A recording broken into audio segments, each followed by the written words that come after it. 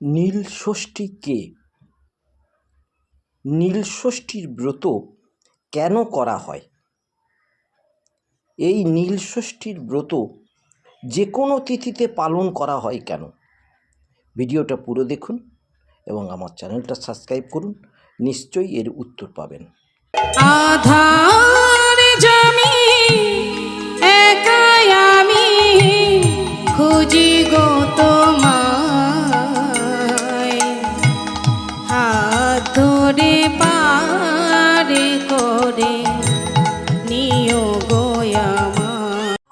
আপনারা নিশ্চয়ই জানেন যে দেবী দুর্গাকে মহেশ্বরী বলা হয়, কারণ দেবী দুর্গা মহেশ্বরের স্ত্রী। এই দেবী দুর্গাকে নীলাবতী বা নীল দেবী কেন বলা হয়? আসুন সে বিষয়ে একটু বলার চেষ্টা করি।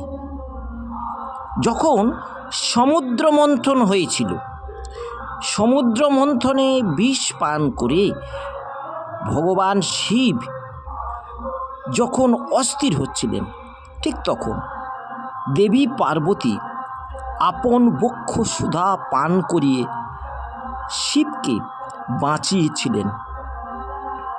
শিবের বর্ণ তখন হয়েছিল নীল বর্ণ, বিষে নীলময় শরীর। দেবী পার্বতীর স্তন্যপান করে শিব সুস্থ হয়েছিলেন। ঠিক সেই সময় দেবী পার্বতীর মুখ থেকে ঝলকে ঝলকে রক্ত বেরিয়েছিল। এই রূপটাকে বলা হয় তারা রূপ। এই তারা রূপের আরেক নাম হচ্ছে নীল সরস্বতী বা নীল। তিনি ভগবান মহেশ্বর অর্থাৎ নীলকণ্ঠের স্ত্রী, তাই তাকে বলা হয় নীলাবতী। এই নীলব্রত তাকে নিয়েই। তাকে ষষ্ঠী বলা হয় কেন? দেবী দুর্গাকে ষষ্ঠী বলা হয় কেন? খুব ভালো করে ভেবে দেখুন। মা যখন তার সন্তানকে বাঁচায়, তখন মা হন ষষ্ঠী রূপিণী। দেবী পার্বতী আপন বক্ষসুধা পান করিয়ে শিবকে সন্তান সম বাঁচিয়েছিলেন। তাই এই তিথিটাকে, এই দিনটাকে, এর কোনো তিথি নক্ষত্র নেই, এই দিনটাকে নীল ষষ্ঠী বা নীল ব্রত বলা হয়। এই ব্রত পালন করেন মায়েরা।